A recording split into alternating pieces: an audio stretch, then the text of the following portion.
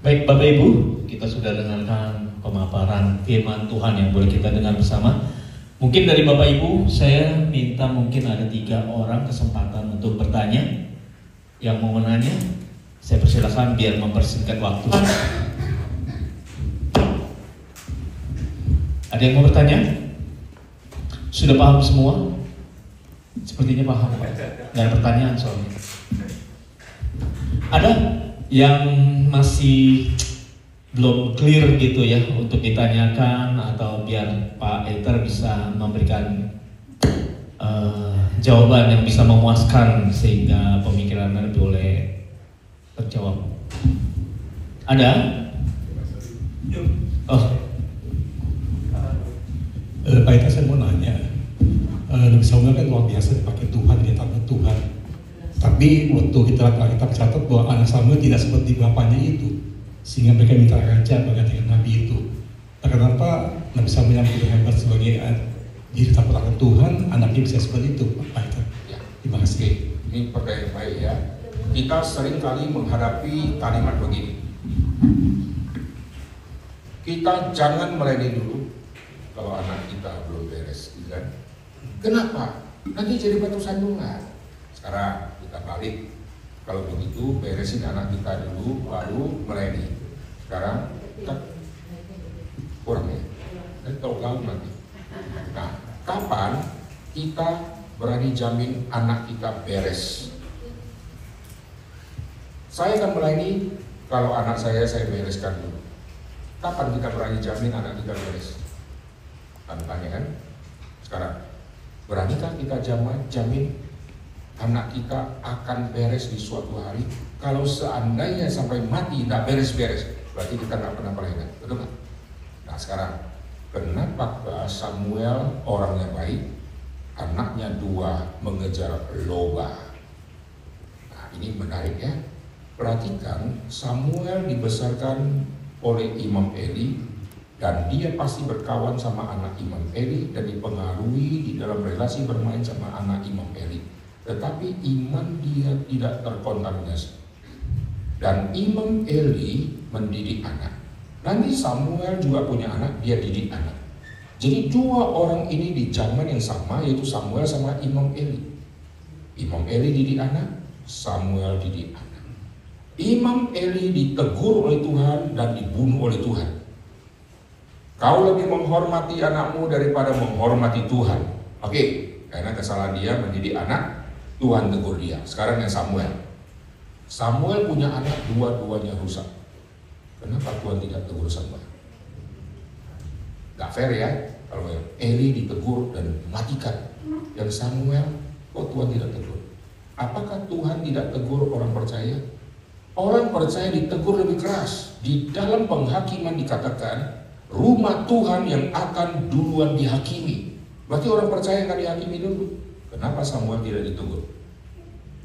Berarti Samuel sudah didik anaknya dengan baik. Anaknya yang pilih jalan sendiri.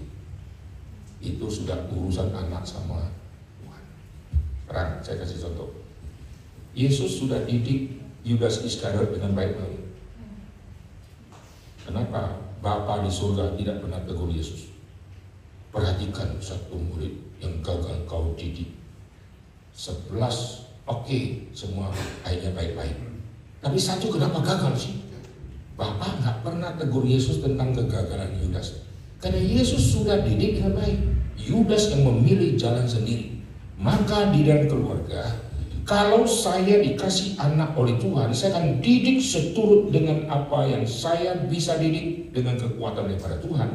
Tapi setelah itu kalau anak pilih jalan sendiri, maka itu bukan urusanku, tapi dia yang pilih jalan sendiri.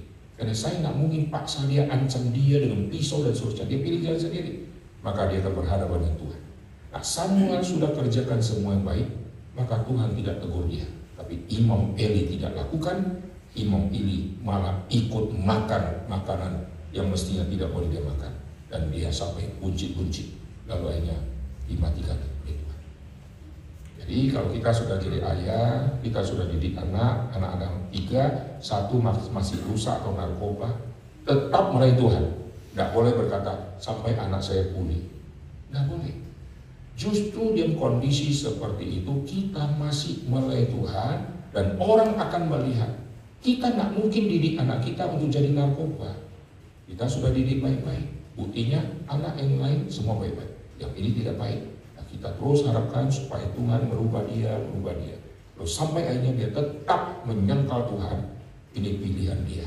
Bukan lagi ayah yang menyuruh dia untuk memilih menolak Kristus. Oke? Jadi kalau kita punya anak, didik semua yang baik. Kalau kita sudah didik dengan baik, tugas kita sudah berjaga. Kalau belum didik, ya kita ditegur oleh Tuhan. Oke? Ada lagi?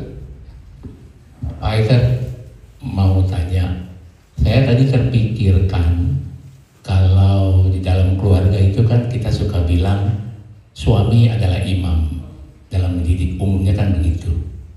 Saya teringat dengan Raja Yosia, di mana usia 8 tahun dia sudah jadi raja dan dia hidup benar dan saleh di mata Tuhan. Dan kan latar belakang dia kan papanya si Amon sama Manasye, kakak ini juga kan orang yang nggak benar. Tapi di situ ada ibunya kalau nggak salah ya, tidak atau siapa saya nggak tahu, lupa ya. Berarti zaman dulu apakah peran ibu lebih kuat, Pak?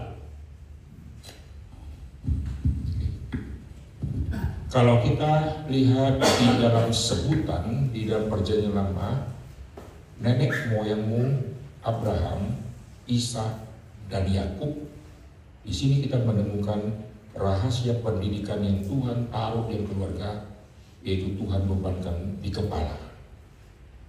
Maka kepala itu penting. Adam kepala. Padahal yang makan buah itu kan Hawa duluan, betul nggak?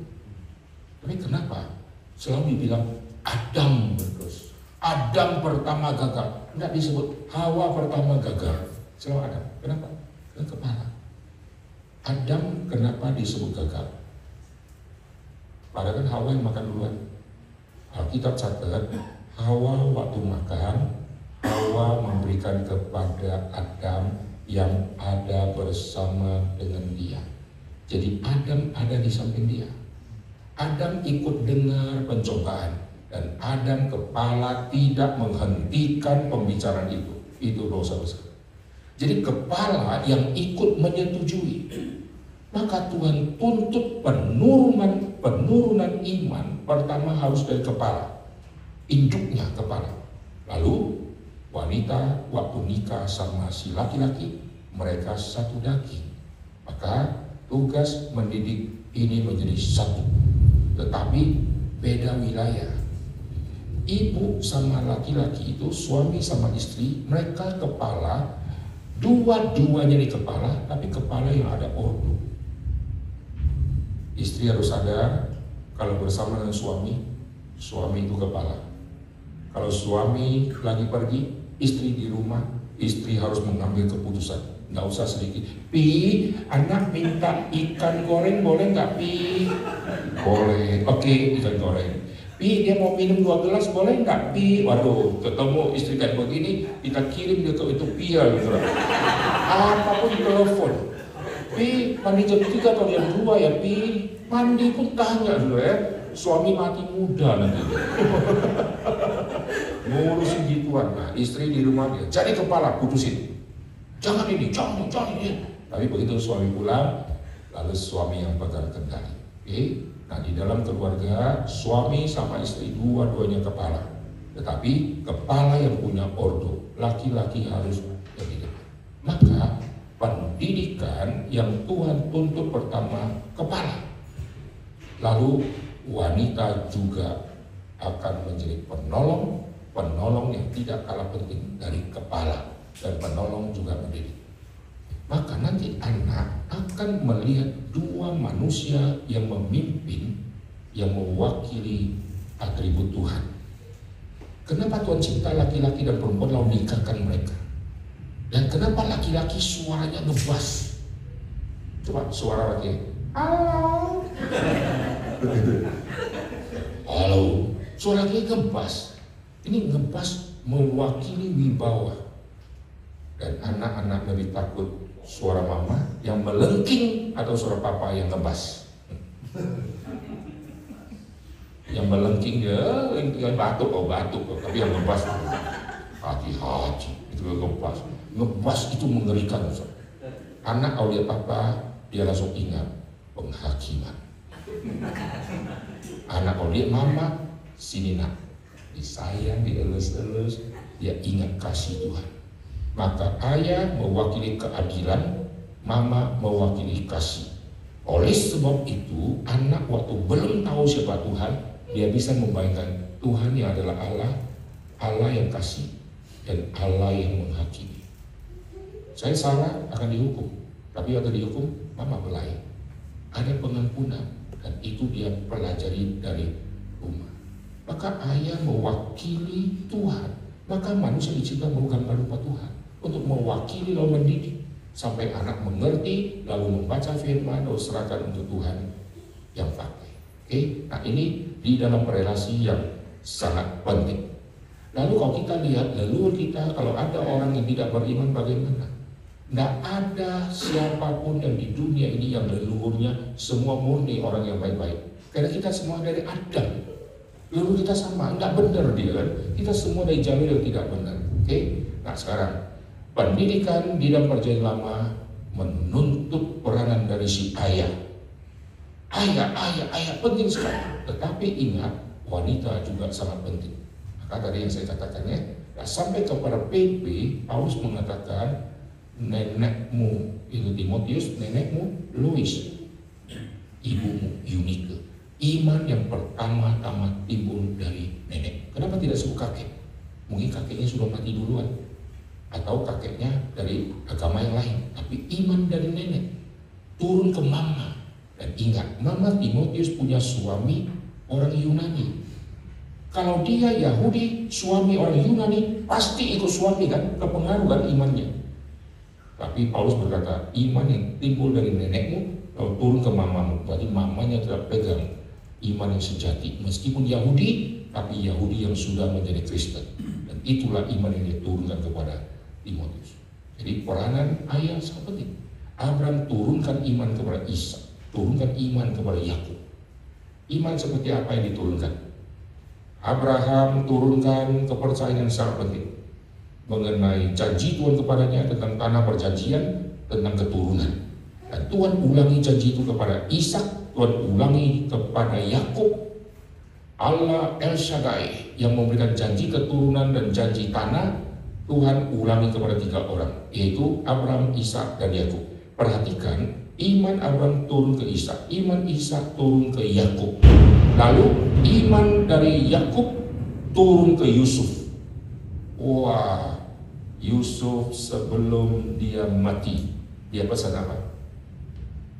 Kejadian pasal 50 kan dia mati di situ. Tulang-tulangku kuburkan ke tanah perjanjian. Itu iman kepada tanah. Kuburkan di tanah perjanjian. Coba bayangkan ya, saya ini Yusuf ya. Saya pernah berjasa di Mesir. Seluruh dunia waktu itu kelaparan. Oke? Lalu semua orang bisa hidup karena saya yang berjasa. Lalu Mesir ternama karena semua datang ke Mesir. Wah, devisa naik kan, karena minta makan kan, beli makan. Lalu sekarang jasa Yusuf sangat besar. Sebelum dia mati, misalnya saya Yusuf, saya datang ke Firaun. Pak Firaun, selama saya ada di sini saya tidak pernah mengejutkan Pak Firaun. Dan sekarang saya lihat umur saya sudah tidak lama lagi.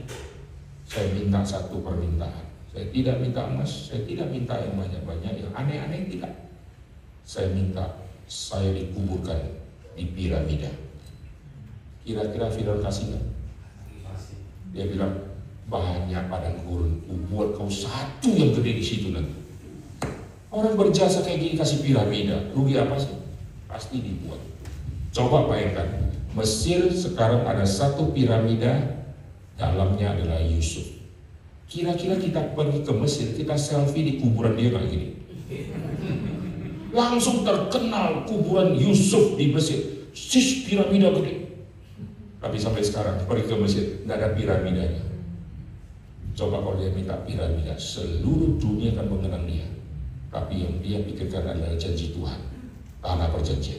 Kuburkan tulangmu ke situ, karena Abraham mati kubur di situ, Sarah ada di situ, lalu Ishak di situ, lalu siapa lagi? Ribka di situ, lalu Lea di situ, Yakub di situ, Rahel di Efrata di Betlehem situ. Semua sudah di situ. Yusuf minta di situ. Wih, luar biasa. Biasanya kalau orang mati ingin dikuburkan ke tanah leluhur kampung halaman, betul kan? Abraham waktu mati mestinya minta kuburkan aja di Ur Kasdim. Dia dikuburkan di tanah perjanjian dan semua ngumpul. Akhirnya kalau mau maisong iri. Semua sudah di sana. Coba ya, nenek kita dikuburkan di Medan, kakek di Jambi, lalu satu lagi di Pekanbaru, satu lagi Kalimantan. Aduh, maisongnya pusing kepala, gimana gilirnya? Ini kayak pesona terus. Ini enak, maisongnya langsung ke sana, semua sudah ngumpul. Ini kenapa? Karena tanah perjanjian, dan mereka tahu suatu saat semua keturunan akan kembali ke sini, dan di sinilah tanah yang Tuhan janjikan. Maka mayatnya ditaruh di situ semua. Itu iman. Itu bagaimana bisa turunkan kepercayaan seperti itu? Kalau mereka orang yang tidak beriman, nggak mungkin turunkan itu. Siapa yang percaya? Coba sekarang saya buat ikatan perjanjian yang palsu ya. Saudara-saudara ketahuilah, saya memberikan kalian tanah. Di mana? Di tanah kusir saya. Lu kesana sendirilah gitu ya. Siapa yang mau kesana? Kita semua ada kafling masing-masing, semua pikirin kafling masing-masing, betul kan? Dan semua harus kembali. Dan waktu semua kembali, nanti disitulah Tuhan rencanakan pendirian bait suci. Itu semua cara. Nah, iman seperti itu Tuhan sudah kasih kepada orang zaman kuno. Maka Abraham turunkan iman. Dan Abraham punya peranan iman kepada orang Yahudi dan dia non-Yahudi. Abraham bapa orang bersunat, Yahudi. Bapa orang yang tidak bersunat. Jadi dia patternnya, teladan iman segala zaman. Segala zaman iman menuju ke dia. Tidak menuju ke Sarah, tidak menuju ke Ribka. Selalu yang laki-laki. Tetapi yang wanita juga akan muncul nanti. Itu yang kita sudah lihat ya. Deborah juga orang beriman dan lain-lain. Jadi wanita juga ada ya. Maka yang wanita kejar pengertian iman sedalam-dalamnya. Alkitab banyak menyoroti wanita yang punya iman yang luar biasa. Baik, oke, sekarang kasih contoh. Siapa wanita yang imannya hebat-hebat di Alkitab?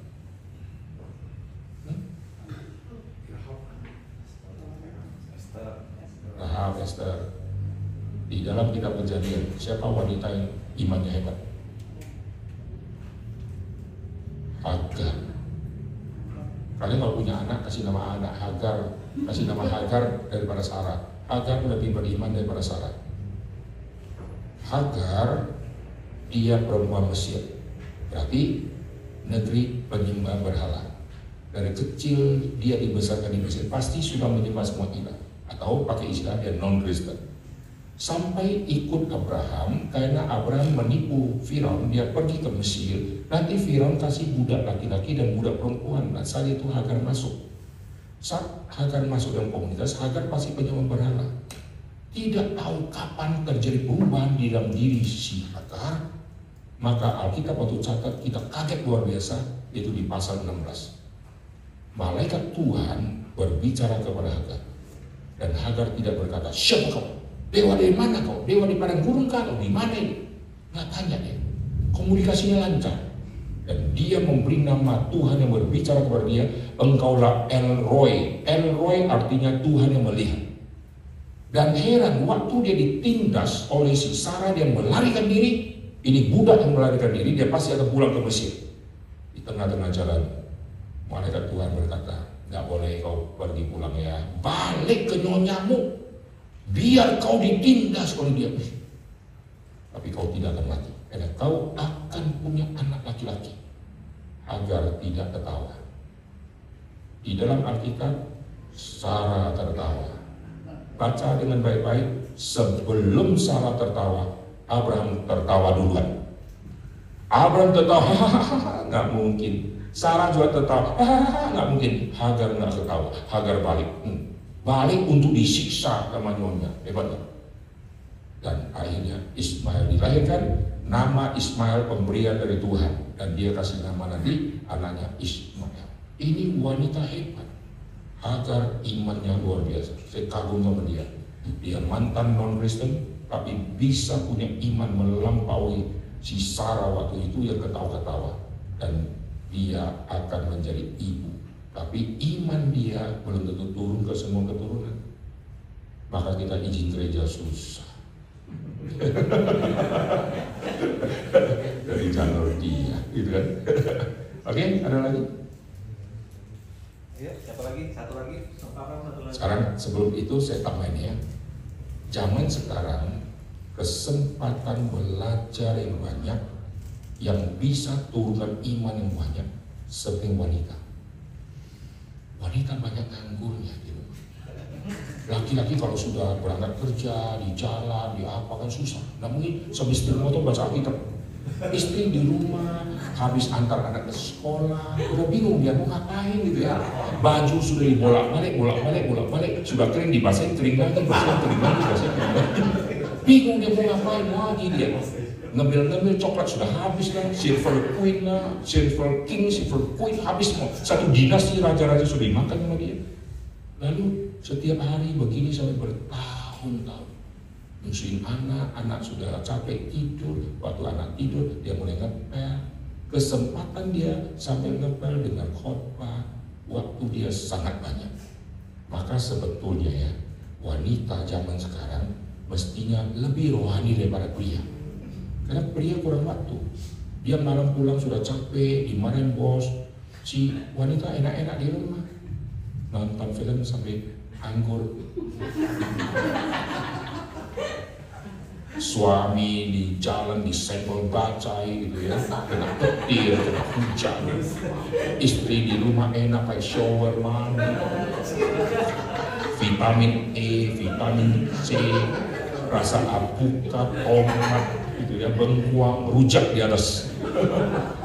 Suami mandi keringat di jalan, kena debu, asap semua, kena kanker paru-paru. Istri di rumah steril, AC setiap bulan dibersihkan. Wanita kesempatannya belajar jauh lebih banyak sekarang, betul nggak? Tapi sekarang sangat banyak. Kenapa wanita kok selalu rasa kurang waktu? Karena wanita nggak bisa bagi waktu. Waktu wanita sangat banyak. Apalagi pengantin baru, bingung di rumah mau ngapain gitu ya. Kalau suami lagi kerja, nah suami kesempatan belajar mestinya juga bisa. Karena suami di mobil itu ada Spotify, tinggal play khotbah saya juga saya masukkan ke Spotify. Nggak ada alasan. Aduh, saya budget. Masa saya buka handphone tabrak di depan nanti? Ya, tinggal play Spotify toh. Kan ada tab mobil, buka di situ Spotify, tinggal play, tinggal dengar khotbah sambil setir dengan khotbah. Saya sampai hari ini kalau pergi ke pelosok setir mobil sampai 7 jam berapa jam, pasti buka khotbah sepanjang jalan dengan khotbah supaya dapat pengertian firman. Karena kesempatan kita di waktu yang kosong kayak begitu saya pikir itulah kesempatan kita dengan khotbah. Daripada melamun, tetap sampai juga kan, lebih baik sambil melamun sambil dengar khotbah, renungkan firman. Dia ada kesempatan. Yang laki-laki naik mobil macet dengar Spotify. Yang wanita di rumah sambil masak buka khotbah di situ.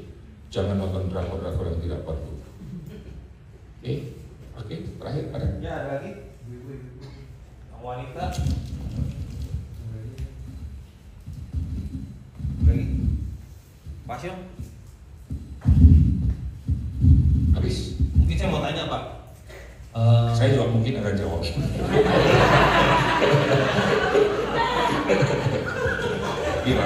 Jadi saya mau tanya gini, yang Pak Eter bilang kalau pendeta-pendeta itu biasanya sombong. Mereka nggak mau lah ikut hadir acara begini gitu, dengar khotbah. Yang saya pengen tanya, untuk Pak Eter kan udah paham gitu mengenai Alkitab. Pak Eter itu belajarnya gimana gitu? Apakah yang seperti Pak Eter bilang kalau lagi pergi dengerin khotbah siapa gitu? Karena kan biasanya kalau orang levelnya udah paham firman Tuhan, dia akan merasa ini mah nggak ada isinya gitu firman Tuhan. Belajar yang paling bagus adalah sambil melayani. Belajar yang kurang bagus, duduk di perpus, nggak lakukan apa-apa. Rasul-rasul belajar sama Tuhan Yesus sambil berjalan bersama dengan Tuhan Yesus keliling dari satu tempat ke tempat lain. Dan pengajaran di lapangan itulah yang membentuk mereka. Mereka hampir nggak ada jam 3 sampai jam 5 duduk di kelas ya, briefing baru pergi, nggak sampai jalan. Jadi di dalam kehidupan sehari-hari di situlah muncul topikal. Kenapa Yesus ngomong kalimat ini di situ? Kenapa? Paulus waktu pergi di dalam misi pelayanan, di Kisah Rasul kita melihat sambil dia pergi pelayanan, sambil semakin kuat iman. Taulah aku bahwa sekarang saya harus pergi ke bangsa lain. Dia tahu itu bukan di ruang kelas, sedang pelayanan. Maka kita dilatih oleh Tuhan, selain kita sudah ada bekal di STT, itu hanya bekal pengantar di STT. Tetapi di lapangan itu pembelajaran yang sangat banyak. Bagaimana kita peka kepada pimpinan Tuhan di lapangan, Tuhan ingin kita belajar apa, itu semua Tuhan yang pimpin. Nah kalau diceritakan itu bisa panjang sekali. Jadi belajar yang paling bagus bukan duduk lalu tidak kerjakan apa-apa, ketik-ketik buat buku, tidak. Saya sambil edit, sambil dengar khotbah saya, sampai kadang bisa berapa puluh kali, kalau ditinggal, pergi, balik lagi, ulangi lagi, karena sampai ratusan kali. Satu khotbah noise yang saya bersihkan lebih dari 100.000 noise. Itu saya bersihkan satu-satu, ada 100.000 lebih. Bayangkan. Tapi saya dengar saya kepikir lagi ada ide khotbah lagi. Jadi sambil dengarkan khotbah saya dah kepikir ide lagi. Dan nanti waktu persiapan saya dengar lagi khotbah lain, saya baca tafsiran, saya baca artikel, dari situ muncul lagi. Sampai setir, sampai dengar khotbah, tidak ada khotbah, tetap persiapan, lalu latih diri seperti ini.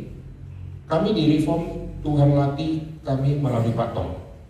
Setiap kali kami hadir di apapun, kami harus siapkan diri untuk gantikan khotbah. Contoh ya, sekarang saya hadir di rumah duka sebagai pengunjung. Saya harus siapkan diri, saya khotbah. Maka kita datang kayak batin. Kenapa kita siapkan diri? Karena mungkin saya si pendeta nanti kecelakaan lah, mobil pecah ban, lalu dia tidak bisa hadir, saya sudah siap. Lalu di mana saja ada orang minta, Pak boleh nggak? Langsung khotbah, langsung bisa. Itu tim yang saya bawa ke pedalaman, kami latih.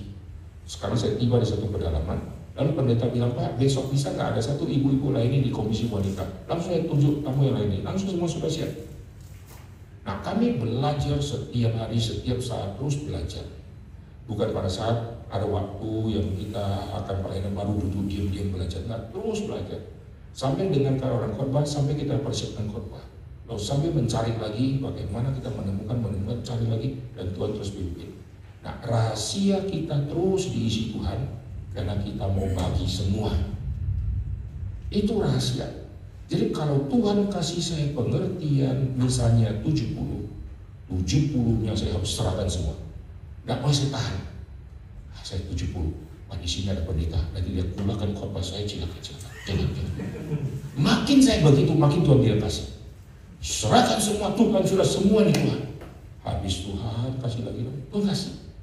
Saudara tahu nggak? Begitu saya putuskan khotbah di upload di YouTube, yang rugi tanda petik itu saya. Karena khotbah itu nggak boleh saya khotbahkan ulang. Pendeta bisa khotbahkan satu khotbah ke 20 tempat, saudara.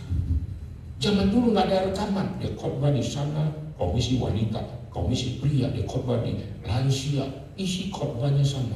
Satu khotbah dia khotbah ke banyak gereja di kebaktian umum bisa satu khotbah, tapi khotbahnya berkali-kali. Enak dia, nggak usah persiapan. Begitu saya putuskan upload ke YouTube, semua orang sudah dengar, nggak boleh saya khotbah ulang lagi. Maka kalau sudah dikhotbahkan, habis kan? Setiap kali khotbah perpisahan, saudara, nggak boleh khotbah lagi. Nanti orang bilang, Pak saya sudah dengar 3 bulan yang lalu di YouTube, aduh celaka. Begitu sudah habis, Tuhan sudah habis, gelas sudah kosong, Tuhan isi lagi. Nggak habis-habis, saudara ya. Waktu di masa COVID, saya Tuhan gerakan pimpin kelas PA. Pertama PA di masa COVID itu saya lakukan. Waktu itu saya harus pimpin PA karena semua orang off, tidak lakukan apapun.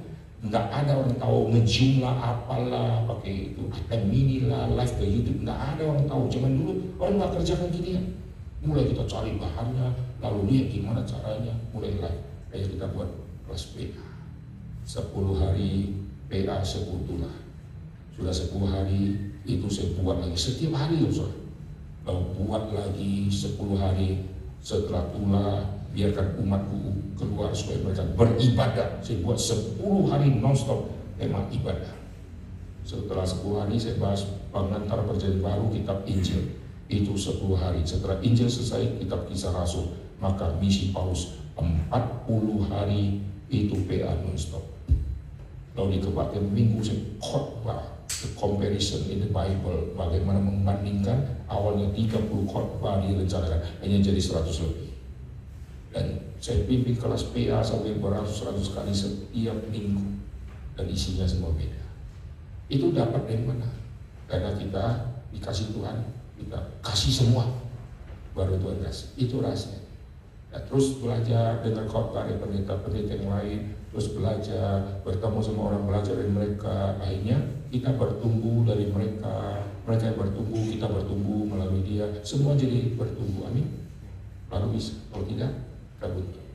Maka intinya, jangan persiapan pada saat mau melahirkan. Persiapannya harus dari jauh-jauh hari. Saya kasih contoh terakhir ya. Indonesia pernah nggak diserang oleh Jepang lagi? Nggak pernah ya. Tapi terus rekrut tentara ya.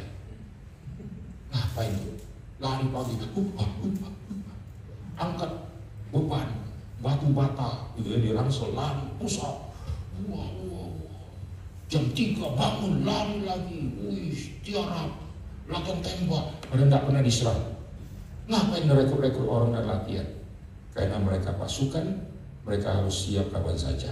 Sehingga begitu tengah malam datang penggempuran dari bangsa lain, langsung semua pasukan sudah siap. Bukan waktu tahu ada sirine gembur, baru latihan tutorial gimana cara pakai pisau lah, gimana lah. Lalu waktu lari, mati semua. Kita semua sama, kita di pasukan Tuhan selalu harus siap. Maka kalau kami ke Reform, saya kalau ke kebaktian minggu, Pak Tong yang khotbah, saya sudah siapkan khotbah. Mendadak Pak Tong kolaps. Maka siapa yang disuruh naik? Kita disuruh naik, gitu. Wih, mengerikan. Itu hadir di sana itu antara surga dan neraka, gitu. Ngeri, saudara. Harus siap. Dulu Pak Tong kalau buat acara tanya jawab sebelum dia khotbah dikasih waktu 20 menit tuh hamba Tuhan khotbah. Saya pernah khotbah dikasih 20 menit. Itu kebaktian kedua. Lalu kebaktian 1 Pak Tong sudah khotbah. Lalu kebaktian 2 saya khotbah dulu 20 menit. Sudah 20 menit, saya sudah mulai firasat. Kok belum muncul Pak Tong. Tiba-tiba ada satu majelis lari-lari naik ke atas. Pak Tong minta kamu selesaikan. Aduh, kalau kita persiapan tidak sampai selesai khotbah seperti jauh, langsung minta turun, bisa kencing manis di situ. Begitu sudah dia ngomong, kita nggak boleh enggak, jangan, saya belum siap, kelihatan sama semua tau. Maka tenang saja, karena kalau kita khotbah 20 menit, kita harus siapkan peluru yang melampaui 20 menit. Maka terus lanjut sampai habis. Dan kita tidak boleh kalau lagi khotbah berkata, aduh saya tadi malam baru dihubungi, saya nggak siap hari ini, nggak ada itu kalimat itu. Pak Tong punya alasan begini. Kamu nanti jam 5 khotbah ya? Pak Tong sisa 3 jam. Masih 3 jam. Bukan sisa, masih 3 jam. Artinya 3 jam masih panjang waktunya. Lu sekarang doa baik-baik siapa gitu. Dan lebih heran lagi, kalau kami ikut dia kapin, biasanya kapin itu kan, kalau yang dulu-dulu ya, kalau sekarang dia sudah ngomong duluan enak. Kalau dulu kita ikut sama dia, atau nanti besok Pak Tong tunjuk siapa renungan dulu ya. Dia suka tembak orang, suruh renungan 20 menit. Kita di malamnya sudah ketar-ketir nih, si pendeta-pendeta siapa besok. Pak Tong nggak kasih jawaban. Tunggu besok. Wih, kita sudah nggak bisa tidur nih. Undian jatuh ke siapa? nih ya, siapa yang apes nih? Besok paginya kita bangun, lalu makan bersama. Kita masih tunggu-tunggu, ini siapa? Tapi kita semua sudah harus siap bersurat. Ngomong-ngomong, dia nggak tunjuk. Mendadak panitia datang bisik. Waktunya sudah tiba, harus masuk. Jadi siapa Pak? You, bisa begitu loh saudara. Kalau itu bilang you, udah siap, harus siap. Dan kalau misalnya lagi ada acara seperti itu, tiba telepon masuk, atau minta kamu khotbah atau apa, harus sudah siap. Kapan siap? Sebelum itu sudah siap. Itu yang membentuk kami sampai hari ini. Jadi kalau sekarang mendadak ya, 1 jam lagi ada orang menikah, susah khotbah diberitahu. Saya bisa langsung khotbah, semua bisa. Kita bawa tim semua, siap mati punya saudara. Jadi setiap saat saya berkhotbah, terus maka Tuhan terus isi itu, maka nggak habis-habis. Saya kadang bingung juga. Kok bisa? Saya punya rekaman khotbah masih ribuan yang belum diedit. Tentu semua judulnya beda. Mengerikan ya. Kalau pikir-pikir secara apa yang manusia nggak mungkin dari mana? Biar ada aja. Ini sudah sampaikan, saya sudah sampaikan semua. Nanti khotbah lagi, pikir tema apa lagi? Muncul lagi. Ya, itu cara Tuhan ya. Oke, yang penting kalau Tuhan percayakan, Tuhan uji. Kalau orang ini setia untuk menjadi penyalur, Tuhan pasti kasih lagi. Kalau tidak, Tuhan akan buntukan. So, kita mikir apa ya, nggak ada. Di dalam zaman Samuel muncul satu kalimat. Zaman itu firman Tuhan sudah jarang. Itu pasal ketiga. Penglihatan pun sudah tidak. Tuhan stop, tidak informasikan ke Eli, karena Eli tidak beres. Tapi Tuhan mulai memanggil Samuel. Imam Eli tidak dipanggil. Jadi kalau kita masih mau dipakai Tuhan, kita pasti capek. Tapi puji Tuhan, daripada Tuhan sudah off, nggak ada firman lagi, hanya kita sebatang kara. Sayang ya, oke kita berdoa. Bapak dan Saudara, kami berterima kasih untuk waktu tanya jawab ini. Tuhan segarkan kami, kuatkan kami, Tuhan mampukan kami dan pelayanan untuk kami lebih giat lagi oleh Tuhan. Kami berdoa khususnya untuk GKRI yang ada di semua cabang-cabang. Tuhan berkati semua pendeta-pendeta, majelis dan pelayan Tuhan, supaya gereja ini Tuhan juga berkati dan tumbuhkan secara iman dan buah yang dihasilkan. Terpuji dan memuji Tuhan dengan roh kami, dalam nama Yesus kami berdoa. Amin.